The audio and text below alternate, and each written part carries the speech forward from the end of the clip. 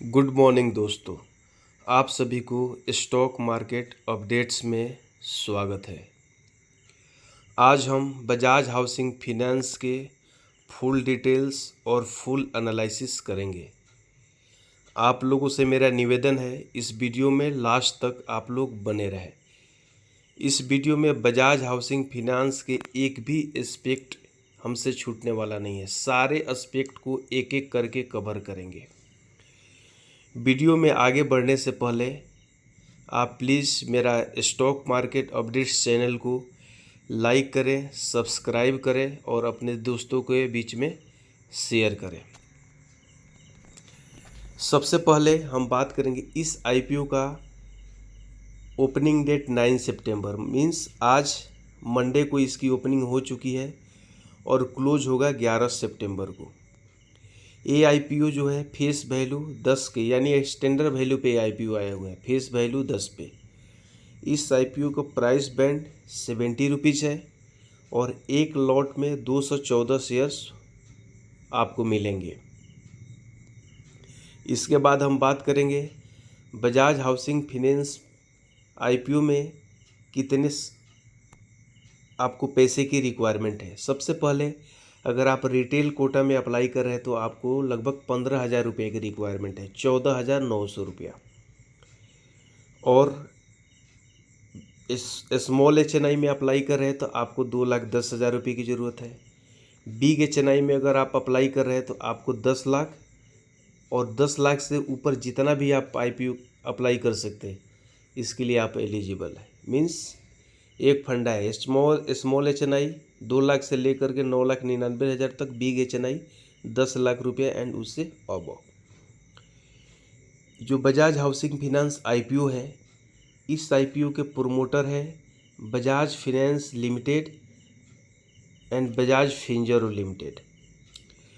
इस आईपीओ में share holder category के लिए एलिजिबिलिटी है आपके पास बजाज फाइनेंस का एक एटलीस्ट एक शेयर आपके डीमेट अकाउंट में होना चाहिए, नहीं तो बजाज फिंजरो का एक शेयर आपके डीमेट अकाउंट में होनी चाहिए। और जिन मेरे दोस्तों ने, जिन मेरे फ्रेंड्स ने एक भी शेयर अगर 28 तारीख तक खरीद लिया है वो इस आईपीओ में शेयर होल्डर कैटेगरी के लिए एलिजिबल है। क्योंकि अगर आप 28 तारीख को इस शेयर को खरीदें तो एक दिन लैग पीरियड है, गैप है, और सेटल आपको 30 तारीख को हो जाएगा, 30 अगस्त को। मीन्स 30 अगस्त तक जिनके डीमेट अकाउंट में शेयर्स है वो शेयर होल्डर कैटेगरी के लिए अप्लाई कर सकते हैं।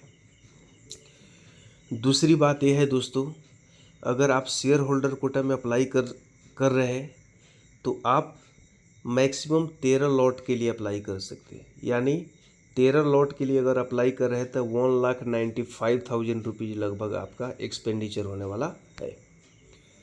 और apart from this share holder category, एक ही पेन से आप नॉर्मल कैटेगरी में भी अप्लाई कर सकते हैं, चाहे आप रिटेल कैटेगरी में करें या स्मॉल एचएनआई कैटेगरी में करें या बिग एचएनआई कैटेगरी में करें। अगर आपके पास पहले से एक भी शेयर है तो आप एक पेन कार्ड से 2 जगह से अप्लाई कर सकते हैं।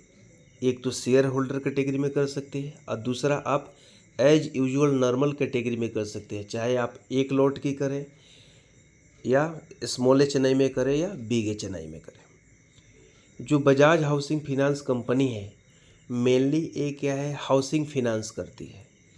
इस कंपनी के एस्टैब्लिशमेंट 2015 में किया गया था और 2018 से इन्होंने मोर्टगेज लेन देना शुरू कर दिया। मोर्टगेज लेंस मीन्स आप कोई भी अपना जो रियल एस्टेट है, आपकी कोई बिल्डिंग हो गई, कोई लैंड हो गया या आपके पास गोल्ड हो गया, तो आप मोर्टगेज मीन्स आप गिरवी रख करके उसके अगेंस्ट में आप लोन ले सकते हैं।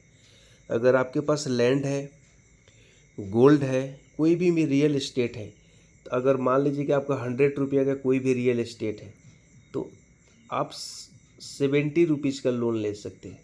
अगर 10 लाख रुपये का आप गिरवी रख रहे हैं, मोर्टगेज रख रहे हैं, तो आज 7 लाख रुपये का इजीली आपको ये कंपनी लोन दे देगी। This company is part of the Bajaj group. ये बजाज ग्रुप का है, जैसे कि ऊपर हमने इसके प्रोमोटर्स को देख लिए, Bajaj finance and Bajaj Finserv. IPO pre IPO से पहले पूरा 100% जो शेयर्स है इन दोनों इसके प्रोमोटर ग्रुप के पास है।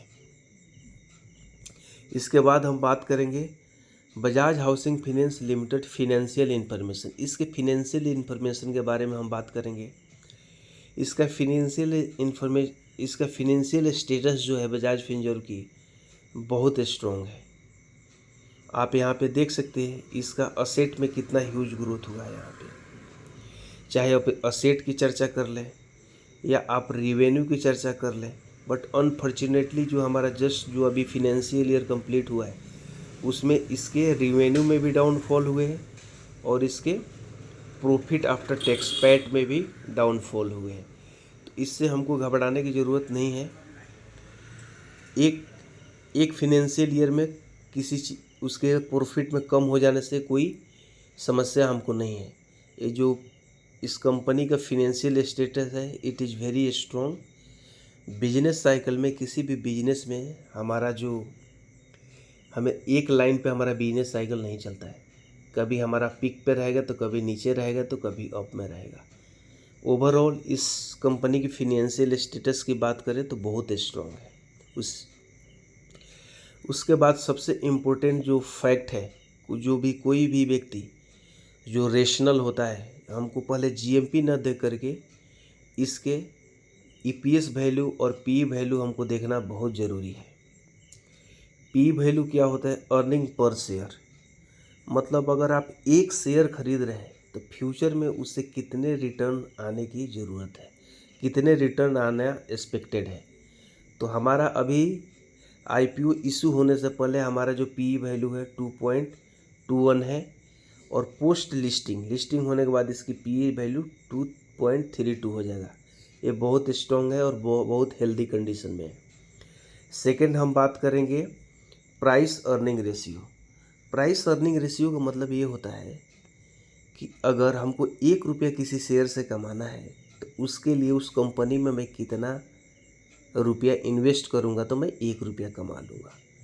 तो एक कंपनी हमको बताती है कि अगर 31 रुपीज़ हम इन्वेस्टमेंट कर रहे हैं, नियर अबाउट 32 रुपीज़, तो हम 1 रुपया उससे अर्निंग हम कर सकते हैं। मीन्स इसका जो पी रेशियो है it is also very strong.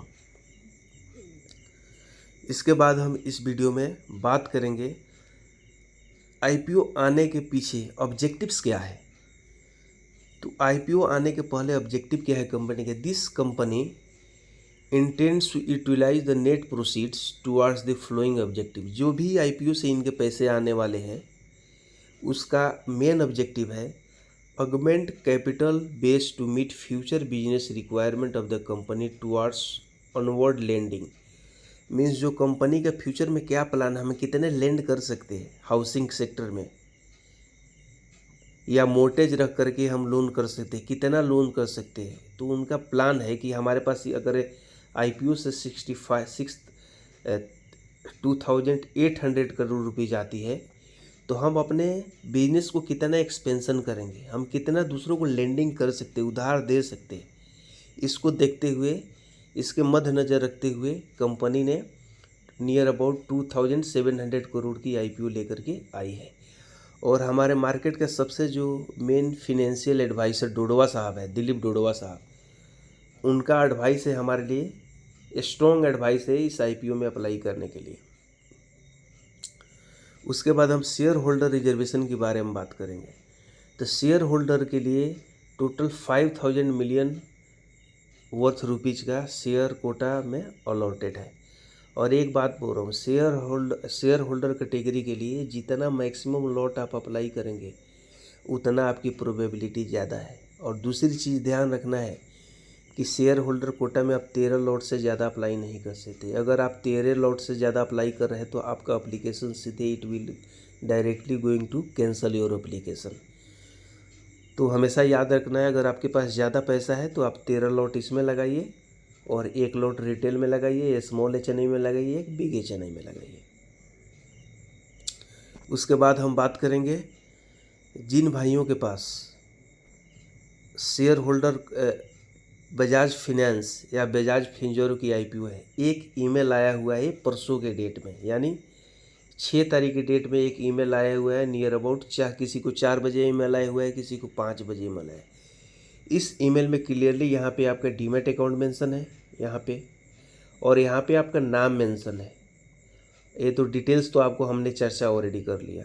और यहाँ पे सबसे नीचे इस पॉइंट में आपको लिखा हुआ है as an eligible shareholder of Bajaj Finserv are interested to participate in the shareholder reservation portion. आपको ये एक सर्टिफिकेट है, एक न्योता है कि आपके पास पहले से होल्डिंग कर रहे हैं, तो ये आप शेयर होल्डर कोटा के लिए एलिजिबल हैं।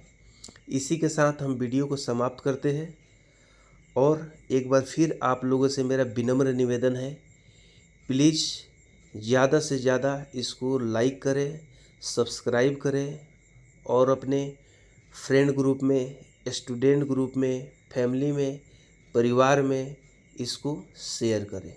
जय हिंद, जय भारत।